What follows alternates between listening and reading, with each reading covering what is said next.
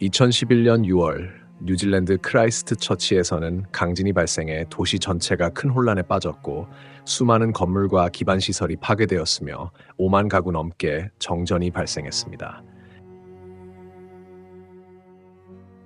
그 여파로 주택이 무너지고 수도관이 터지면서 홍수가 발생했으며 전선 손상으로 화재까지 이어졌습니다.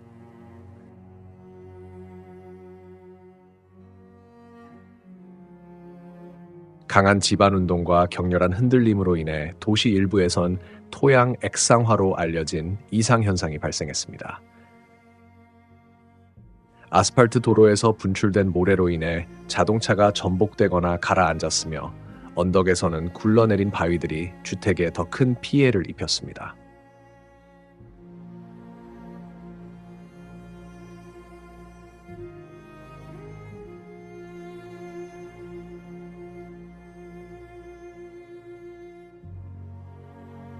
토양 액상화는 물로 가득 찬 토양이 지진이나 강한 충격처럼 갑작스러운 스트레스를 받을 때 강도와 단단함을 잃고 액체처럼 변하는 현상입니다.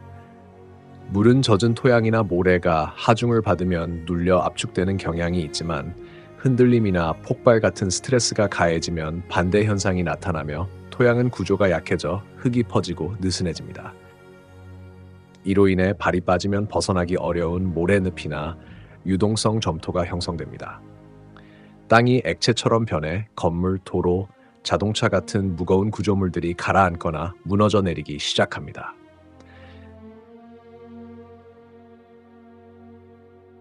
댐이나 다리 같은 구조물도 토양 액상화로 인해 손상될 수 있습니다. 탁류가 생기면서 거대한 산사태를 불러오고 한번 시작되면 그 흐름을 막을 수 없습니다. 최악의 경우 도시 전체가 사라질 수도 있습니다. 보시다시피 토양 액상화는 거대한 대지를 통째로 이동시킬 수도 있습니다. 진흙은 순식간에 솟구치며 그 파괴력을 막을 방법은 없습니다. 이 현상은 이미 여러 사례를 통해 확실히 입증된 사실입니다. 1964년 일본 니가타에서 발생한 지진은 심각한 액상화를 초래했으며 사진을 통해 그 피해를 분명히 확인할 수 있습니다. 같은 일이 1964년 알래스카 지진에서도 일어났으며 건물들이 무너지고 차량들이 가라앉으며 인프라가 붕괴하는 장면이 목격되었습니다. 지진의 충격이 잦아들면 땅은 다시 단단해지고 우리는 그 결과를 관찰할 수 있습니다. 한때 포장도였던 곳이 울퉁불퉁하고 진흙투성이로 변한 모습을 볼 수 있습니다.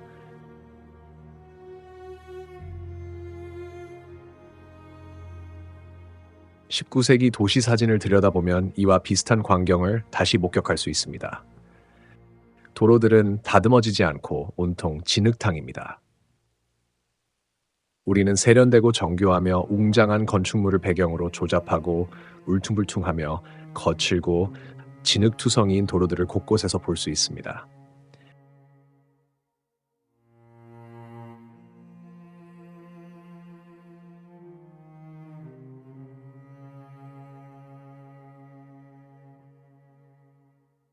이 도시들도 현대처럼 토양 액상화로 인해 비슷한 피해를 입었던 걸까요? 아마도 그렇겠지만 진흙길만으로는 어떤 결론을 내리기에 충분한 증거가 되지 않습니다. 그렇지 않나요?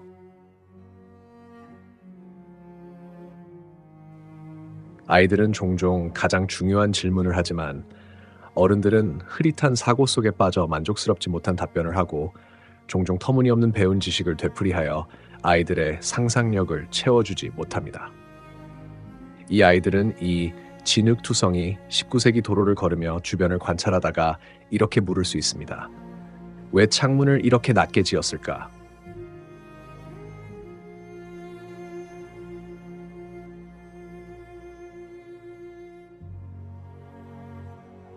정말 훌륭한 질문입니다. 그렇죠. 왜 하필이면 창문을 이렇게 낮게 만들었을까요? 보시다시피 이 오래된 사진 속에 찍힌 사람들은 안타깝게도 이 건축물을 지은 사람들이 아닙니다. 아마도 그들 중 일부는 바쁜 일상 속에서도 똑같은 질문을 했을지도 모릅니다. 그런 현상은 어디를 가도 쉽게 볼 수 있습니다. 지면 높이에 위치한 창문들,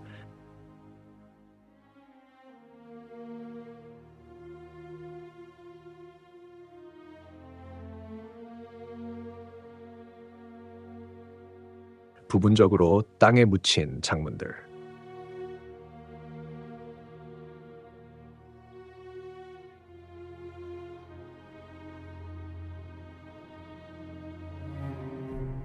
위쪽에 자리 잡은 1층 입구,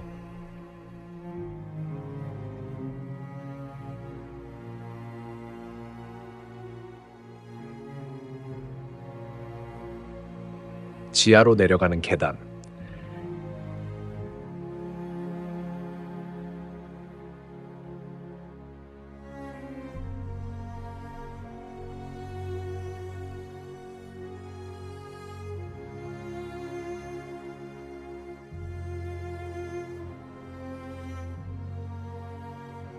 우리는 이와 같은 모습을 거의 모든 주요 도시에서, 과거의 사진에서도 현재의 거리에서도 발견합니다. 간단한 건축 도구와 말과 수레에 접근할 수 있었던 사회가 인프라를 세우기 위해 3미터 넘는 땅을 수많은 시간과 힘을 들여 치우는데 셀 수 없이 많은 시간과 에너지를 소비했다고 한다면 그것은 우리에게 무엇을 말해주는 것일까요?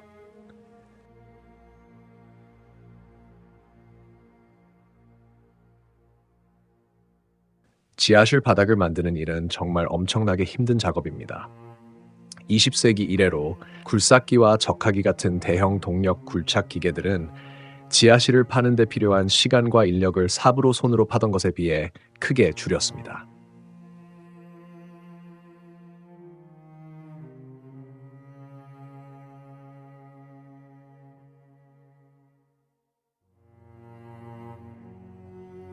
어쩌면 우리의 역사적 조상들은 자신들이 지은 건축물에 그만큼 헌신적이었다고 말할 수 있을 것이고, 우리가 보는 침하된 건물들 중 상당수는 사실 자연 지형의 높낮이에 의해 생긴 현상일 수도 있습니다.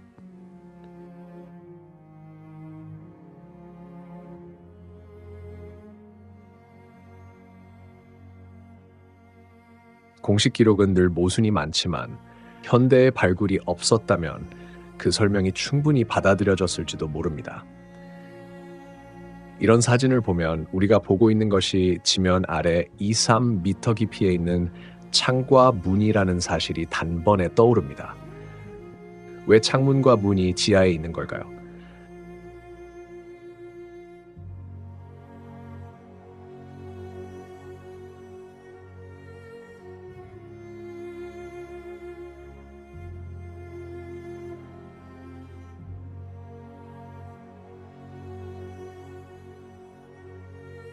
도시에서 보이는 이 현상이 오랜 시간 동안 자연적으로 쌓인 토양 때문일까요?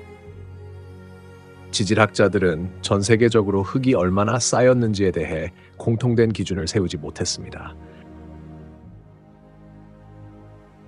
그건 애초에 기준을 세우는 것이 불가능하기 때문입니다. 어떤 지역은 계속해서 흙이 쌓이는 반면 어떤 지역은 오히려 지속적으로 흙이 깎여 나갑니다.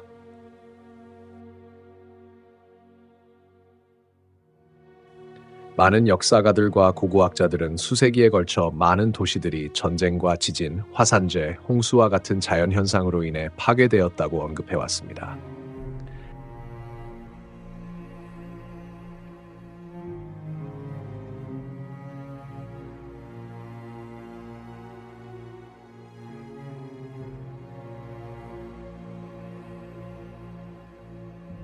이것들이 과거 문명의 흔적이 층층이 쌓인 결과일 수도 있지 않을까요?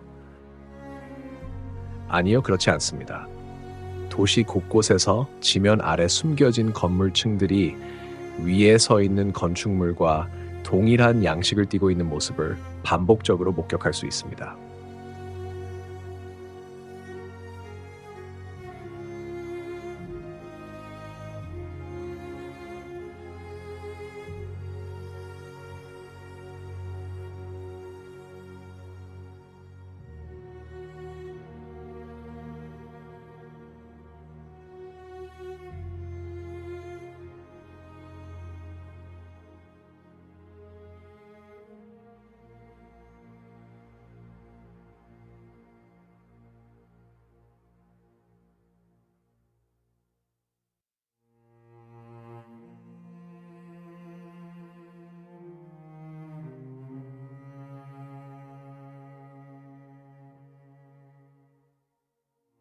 지하에 남아있는 건 오래된 문명의 흔적이 아니라 지금 우리가 보는 건물을 만든 동일한 시대 사람들이 만든 것입니다.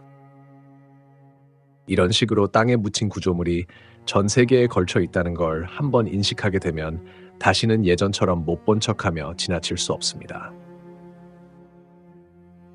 우리는 오래된 교회의 기초가 실제로는 일관된 출입문과 창문을 가진 원래의 1층이라는 것을 봅니다.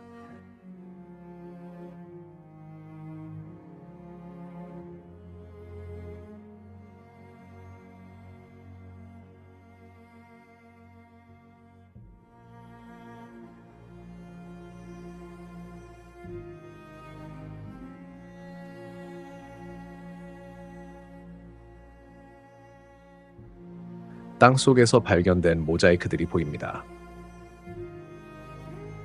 우리는 원래 훨씬 더 컸던 기둥과 원기둥, 아치들을 봅니다. 그것들의 크기를 줄인 것은 흙의 층이었으며 마치 처음부터 충분히 크지 않았던 것처럼 보입니다.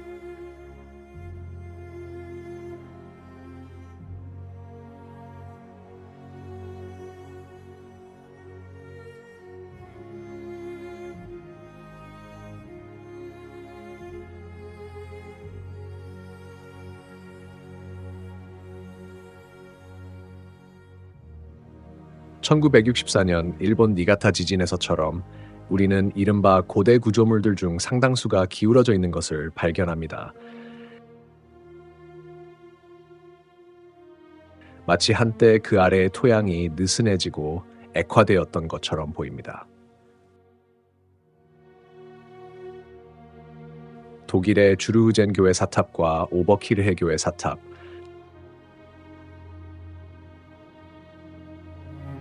중국의 타이거 힐 파고다, 러시아의 네비안스크 사탑,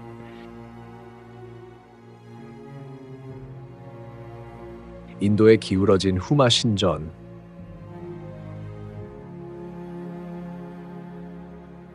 네덜란드의 바르네벨트 구교회,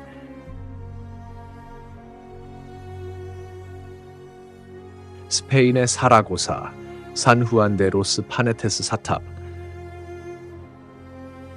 그리고 물론 피사의 사탑이 있습니다. 세계의 공식적인 거짓말쟁이들은 우리가 보는 매몰되거나 기울어진 구조물들을 설명하려고 고대의 이야기들과 끊임없이 변하는 지질 개념으로 우리의 머릿속을 채워 넣습니다. 하지만 우리가 미국의 사례를 살펴보면 그들의 주장에 더 이상 힘이 실리지 않게 됩니다. 우리가 그들의 서사를 믿는다면 19세기 개척 초기 미국 도시들의 사진에 나오는 모든 건물은 새로 지어진 것입니다.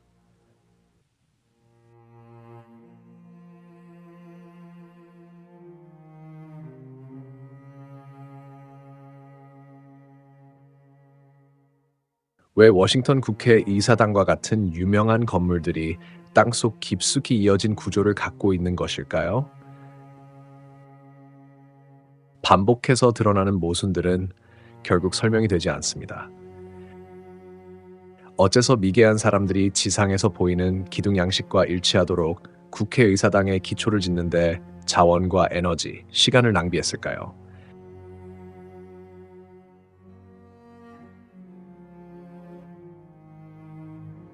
기초는 기둥들을 포함할 필요가 없었습니다. 기둥은 우리가 듣기로는 기능적인 것이 아니라 양식적인 선택이라고 합니다. 그렇다면 그들은 왜 그렇게 했을까요? 간단히 말해서 그들이 그렇게 했을 리 없습니다.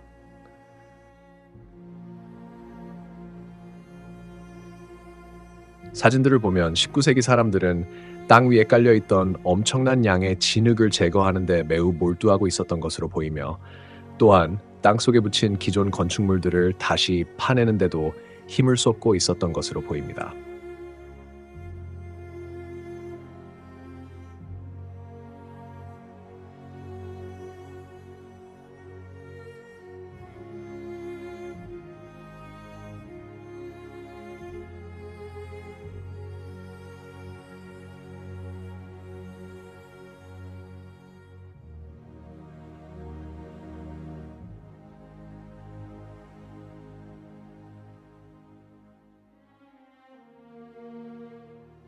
세계 전역에서 공통적으로 나타나는 매몰 건축물의 흔적은 과거에 일어난 일이 단순한 지역적 사건이 아니라 전 세계적인 일이었음을 보여줍니다.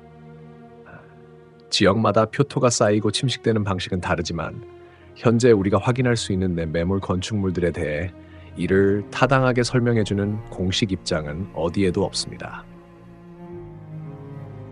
우리가 19세기 도시 사진에서 보는 진흙의 양을 정당화해줄 설명은 없습니다. 도로 위에는 진흙 더미가 있고 길을 정리한 흔적이 있으며 땅은 울퉁불퉁하고 황폐해졌지만 건축물은 웅장하고 완벽하며 온전합니다.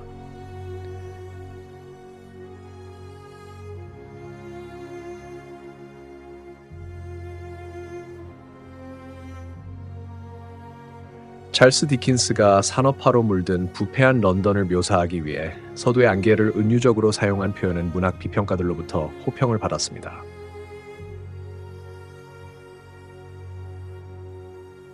그러나 많은 사람들이 간과하는 사실은 찰스 디킨스의 1852년 소설 황폐한 집이 실제로는 다른 이미지로 시작된다는 것입니다.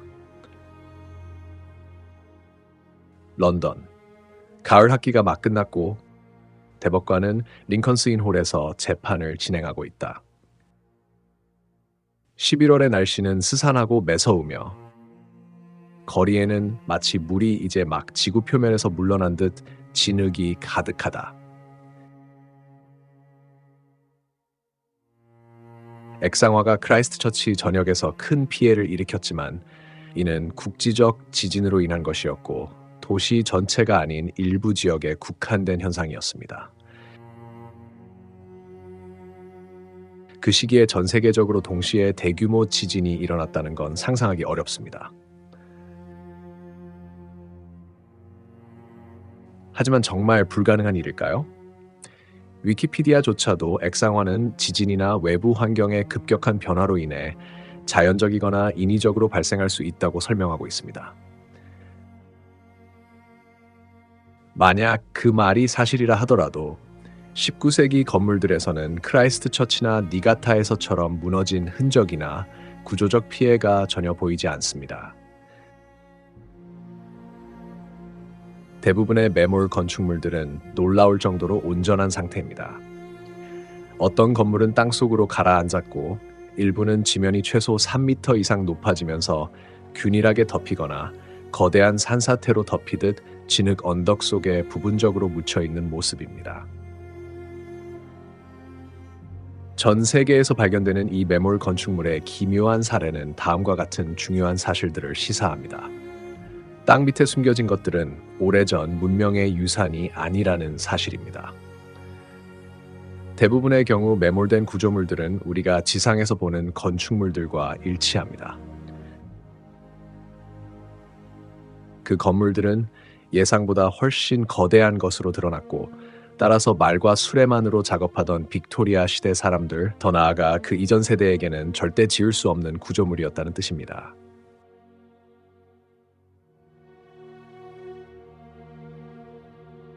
자연적으로 쌓인 표토층이나 토양 액상화만으로는 현재 우리가 보고 있는 현상을 충분히 설명할 수 없다는 것입니다.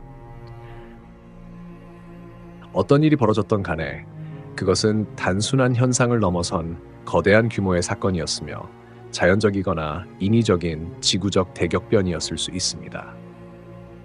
많은 사진에서 보이듯 1800년대에 많은 시민들이 지면을 덮고 있던 대량의 진흙을 제거하고 건물을 발굴하는 일을 담당했습니다. 이로 보아 그들에게 어떤 일이 벌어졌던 건 그리 오래된 일이 아니라 비교적 최근의 일이었음을 알 수 있습니다. 우리가 보는 매몰된 건축물에 대해 합리적인 주류 설명이 전혀 없다는 것은 이 세계의 통제자들이 무슨 일이 일어났는지를 의도적으로 숨기고 있다는 것을 시사합니다. 그렇다면 초기 사진들에 나오는 그 황량한 도시는 도대체 무엇일까요? 이 도시들이 실제로 사람이 없었다면 우리는 왜 그런지를 물어야 합니다. 우리는 또한 결국 어떻게 나이 든 사람들이 그곳에 도착하게 되었는지도 물어야 합니다. 결국 불과 30년 사이에 한 도시가 텅 빈 상태에서 북적이는 도시로 변한 것을 볼 수 있습니다. 흥미롭게도 찰스 디킨스와 19세기 문학 전반이 몇 가지 단서를 제공합니다. 19세기 빅토리아 시대 문학 전반을 관통하는 두 가지 중심 주제가 있습니다. 하나는 결혼과 여성의 정절이고 다른 하나는 고아와 입양입니다. 우리가 오랫동안 친숙하게 느껴온 수많은 문학 속 인물들 대부분이 고아로 그려졌습니다. 올리버 트위스트와 위대한 유산의 핍 모두 고아로 묘사됩니다. 고아 제인 에어 그리고 폭풍의 언덕에 히스클리프가 있습니다. 정글북의 모글리, 레미제라블의 코제트, 하이디가 있습니다.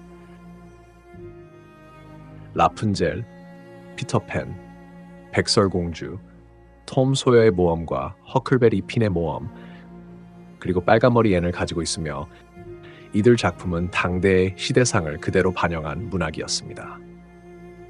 고아가 등장하는 빈도를 고려할 때 문제는 이들 소설이 고아를 본래 사회에서 단절된 존재로 묘사하며 그들의 삶을 예측할 수 없는 기회로 가득한 여정으로 그려낸다는 점입니다.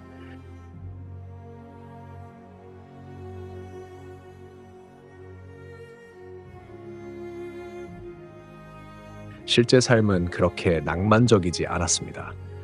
19세기 문학에서 반복적으로 등장하는 결혼과 정절이라는 주제는 제인 오스틴, 브론테 자매, 조지 엘리엇, 디킨스, 토마스 하디, 레오 톨스토이, 빅토르 위고 등의 작품에서도 찾아볼 수 있듯이 사실상 정교하게 위장된 문학적 선전에 불과했습니다.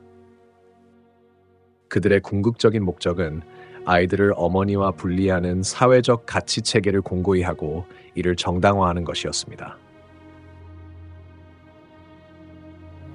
결혼 밖에서 태어난 아이들, 즉 혼외 자녀는 서자로 간주되었으며 이는 그들이 법적 지위를 갖지 못했다는 것을 의미합니다.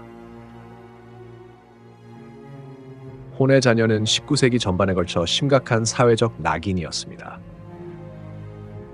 대부분의 고용주들은 혼외 자녀가 있는 여성은 채용하지 않았습니다.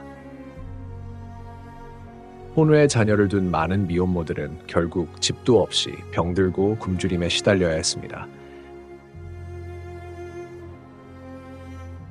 그들이 기댈 수 있었던 유일한 곳은 작업장이었고 그곳에서는 가장 고된 일들을 떠맡아야 했습니다.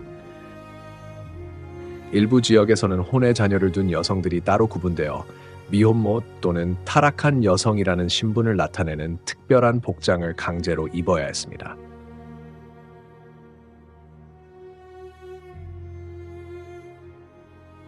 그 결과 수많은 고아원과 버려진 아이들을 위한 시설들이 세워졌습니다. 이곳은 19세기에 매우 활발히 운영되었던 런던 파운들링 병원입니다. 병원의 규모를 보세요. 찰스 디킨스는 이 병원에 남다른 집착을 보였고 그에게 영감을 주었다고들 말합니다. 공식 기록에 따르면 약 4,500명의 여성이 이 거대한 시설에 아이를 맡겼다고 합니다.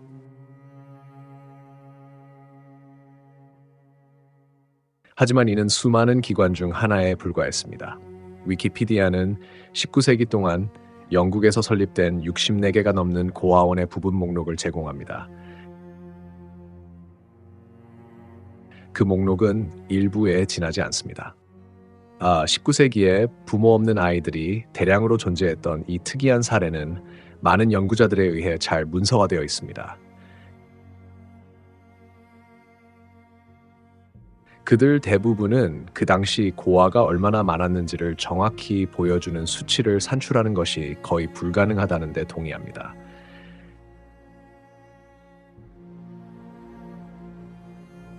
그들의 흔적은 기록으로 남지 않았고 진흙 속에 잠시 남았다가 결국 흔적 없이 사라졌습니다. 이 현상은 영국에만 국한된 것이 아니었으며 전 세계적으로 일어난 일이었습니다. 뉴욕시에는 수천 명의 아이들을 매년 수용하던 유기아 보호소가 4곳이나 있었습니다. 20세기 초 이탈리아에서는 매년 3만 2천 명의 아동이 보호시설에 접수되고 있다고 보고되었습니다. 스페인과 포르투갈에서도 매년 약 1만 5천 명의 버려진 아이들이 보고되었습니다.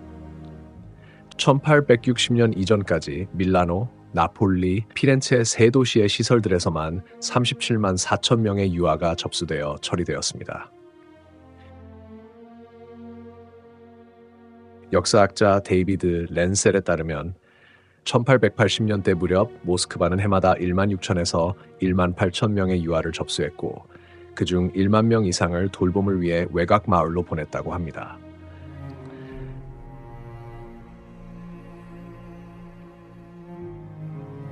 (1882년) 총 4만 1,720명의 유기아들이 모스크바 고아원에서 나와 4,418개 마을에 흩어진 3만 2천 가구의 위탁 가정에 맡겨져 살고 있었습니다.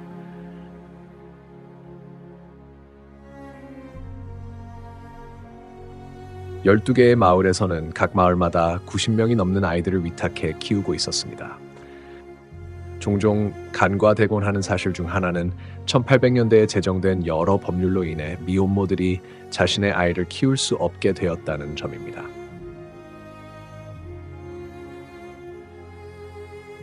(1833년) 개정된 구빈법은 서자 조항을 통해 혼외 자녀의 양육 책임을 전적으로 어머니에게 떠맡기는 법적 근거를 만들었습니다. 사회적 낙인 탓에 아이를 기를 수 없게 된 미혼모들은 결국 자녀를 정부에 넘기거나 더 비극적인 선택을 할 수밖에 없었습니다.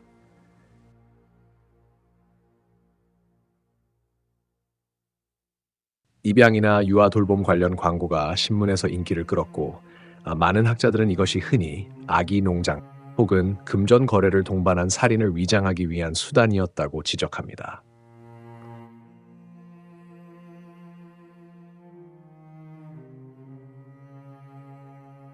도로시 알리스가 말했듯이 그 광고들이 일반 대중에게는 오해의 소지가 있었지만 미혼모들에게는 암호화된 메시지처럼 읽혔다고 말합니다. 참고인도 요구되지 않았고 제시할 필요도 없었으며 아기나 병든 아이를 돌보는데 주당 15실링은 턱없이 부족한 금액이었다. 병약한 아이들과 생후 2개월 미만의 영아는 생존 확률이 가장 낮았고 장례비가 가장 저렴했다. 영아들은 아무런 질문 없이 받아들여졌으며 12파운드가 지불되면 어떠한 질문도 하지 않는 것이 당연한 것으로 여겨졌다. 그 어머니와 아기 양육업자 사이의 거래는 보통 공공장소나 대중교통 또는 제3자를 통해 이루어졌다.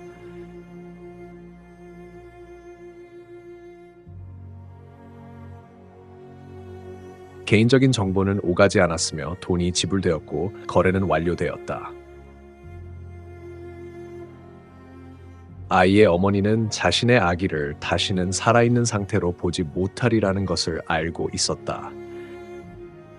그러나 대부분의 아이들은 살해당하지 않고 고아원이나 작업장의 문 앞에 버려졌습니다.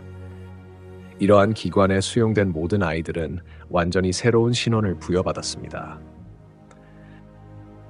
그들은 잠시 동안 숙소와 음식, 옷을 제공받은 뒤 작업장이나 다른 곳으로 보내졌습니다.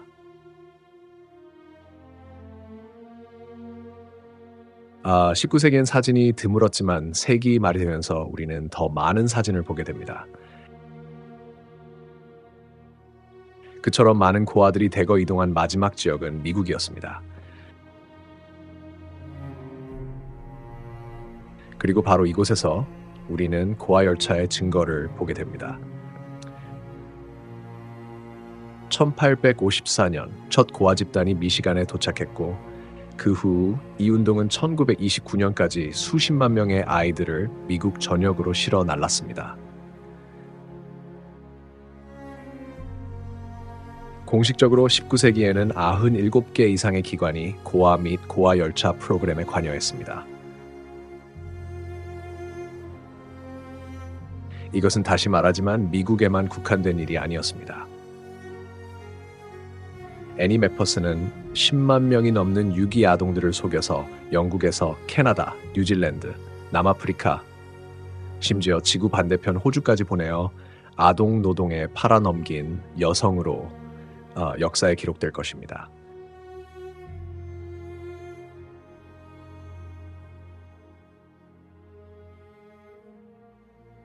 왜 이렇게 많은 고아들이 작업장에 있는 사진들이 남아있는 걸까요? 왜 그들은 성인용 기계를 다루며 일하고 있었던 걸까요?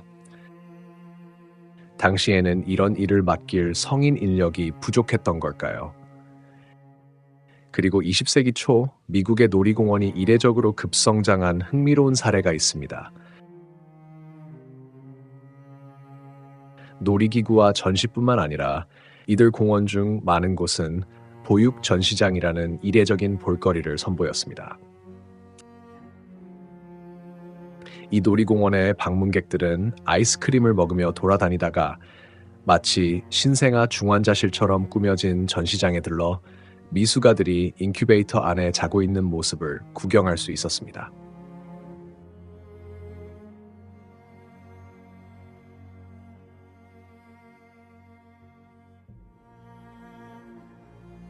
역사는 마틴 쿠니에게 너그러웠습니다.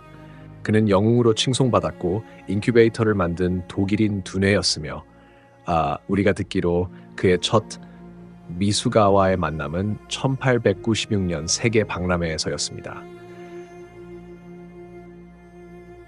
그는 바로 이 전시가 아기들의 생명을 구할 것이라는 것을 알았습니다. 미숙아들을 살리는 기술은 비용이 많이 들었고 그는 사람들이 인큐베이터 안에 아기들을 보기 위해 돈을 낼 것이라고 생각했습니다. 그는 이 아기들이 살아남을 수 있도록 놀이공원에서 입장료를 받았습니다. 간호사들이 아기들을 돌보는 동안 호기심 어린 관객은 마치 다른 놀이기구를 보듯이 바라보았습니다. 놀이공원의 다른 전시처럼 미숙아 전시장에도 사람들의 관심을 끌기 위해 외치는 호객꾼들이 있었습니다. 어떻게 느낄지 모르겠지만 저는 살아있는 아기들을 내세운 이 인큐베이터 광고들이 뭔가 매우 이상하다고 느낍니다. 쿠니가 자신의 아기들을 전시했던 많은 박람회들에는 우생학 전시도 함께 있었습니다. 우생학은 인간 집단의 유전적 품질을 향상시키기 위해 선택적 번식을 지지하는 부패한 사이비 과학 분야입니다. 우생학은 다윈주의에서 영감을 받았으며 나치의 사상을 이끈 주요 이데올로기 중 하나였습니다. 사람들이 마치 살아있는 아기를 본 적도 없는 듯이 돈을 내고 구경하러 가는 이유는 무엇일까요? 당시 사람들은 자기 아이들이 없었던 걸까요? 이 아기들의 부모는 어디에 있었던 걸까요? 19세기에 어떻게 미숙아들을 살릴 수 있는 그런 기술이 있었을까요? 아니면 공식적인 설명에 또다시 뭔가 이상한 점이 있는 걸까요? 이 놀이공원 인큐베이터에서 치료받은 미숙아의 수는 8만 명에 달했습니다. 무려 8만 명입니다. 19세기에 그렇게 많은 고아들이 존재했다는 것만으로도 이미 믿기 힘든 일입니다. 하지만 여성들이 정말 그렇게 무책임했을까요? 과연 그 시절 미국 인구로 미숙아 8만 명이란 숫자가 가능한 일이었을까요? 지금 이야기하는 건 고아가 아니라 조산아에 대해 이야기하고 있는 것입니다. 그 이야기는 믿을 수 없을 만큼 비현실적이며 설득력도 없습니다. 이 아기들은 어디서 온 걸까요? 쿠니의 배경은 더더욱 의심스럽습니다. 그는 의학 자격도 교육도 받은 적이 없다는 것이 역사학자들의 공통된 지적입니다. 그의 이야기는 오늘날 일부 인물들이 보이는 진정성이 결여된 자선활동과 상당히 닮아 있습니다. 그들 역시 의학적 자격이나 학위가 없습니다. 그리고 마리 드레슬러가 있습니다. 그녀는 무성 영화와 대공황 시대를 대표하는 캐나다 출신 영화 배우입니다. 그녀는 이 인큐베이터 아기들 중 한 명을 입양했습니다. 아, 유명 인사와 입양이라니. 공식 기록은 이 사실을 말하지 않으며 그녀에게 어릴 적 죽은 딸이 있었을지도 모른다는 말만 전합니다. 하지만 사진을 보면 전에 다른 정황이 보입니다. 그녀는 이 박람회들 중 하나에서 인큐베이터 아기를 입양한 걸까요? 박람회 자체가 미숙아의 불법 입양을 감추기 위한 수단이었을까요? 설령 미숙아였다 해도 부모가 없다는 의미였을까요? 이 박람회장을 소유하고 책임졌던 사람은 누구였으며 아기들이 자라 인큐베이터를 떠난 후에는 무슨 일이 있었던 걸까요? 이 박람회와 고아들에 관한 모든 이야기가 어딘가 섬뜩하고 이상하게 느껴진다면 그건 바로 우리가 진실을 듣지 못하고 있기 때문입니다. 19세기에는 왜 그렇게 많은 부모 없는 아이들이 있었던 걸까요? 그 아이들은 도대체 어디서 온 걸까요? 그 아이들은 전 세계로 재배치되었습니다. 유럽, 아메리카, 러시아, 오스트레일리아, 캐나다로 말이죠. 왜 그랬던 걸까요? 대부분의 아이들에게는 살아있는 부모가 있었는데도 말입니다. 결혼하지 않은 상태에서의 임신이 그렇게 큰 사회적 낙인이고 고통을 초래했다면 왜 그렇게 많은 사람들이 처음부터 그런 위험을 감수했을까요? 정부가 사회적 도덕성에 그렇게까지 신경을 썼기에 법을 제정하고 고아원과 재배치 체계를 구축하고 유지하는 데 온 힘을 쏟았던 걸까요? 이런 일이 정부의 재정과 행정에 큰 부담이 되지는 않았을까요? 분명히 그랬을 것입니다.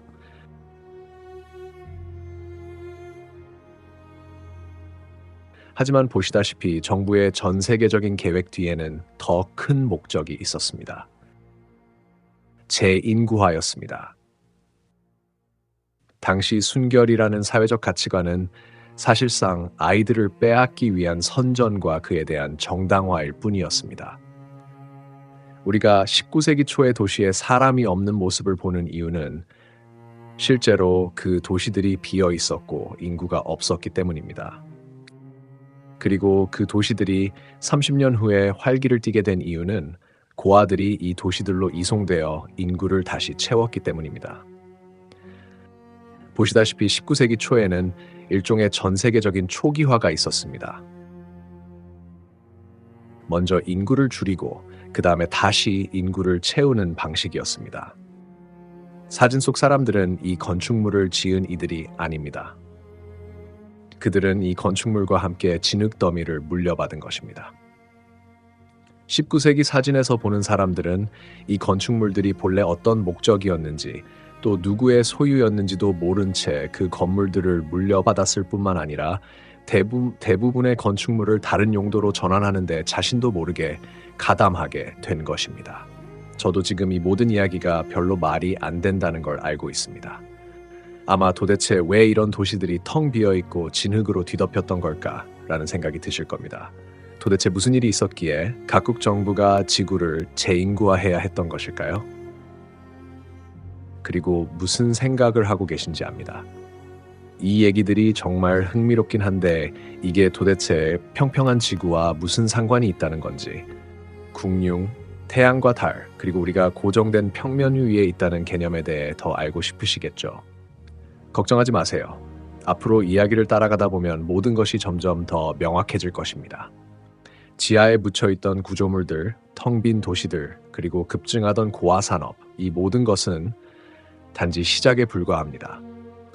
겉보기에 불필요해 보이는 이 단서들은 어떤 재앙을 암시하고 있지만 실제 이야기는 이제 막 시작하려는 참입니다.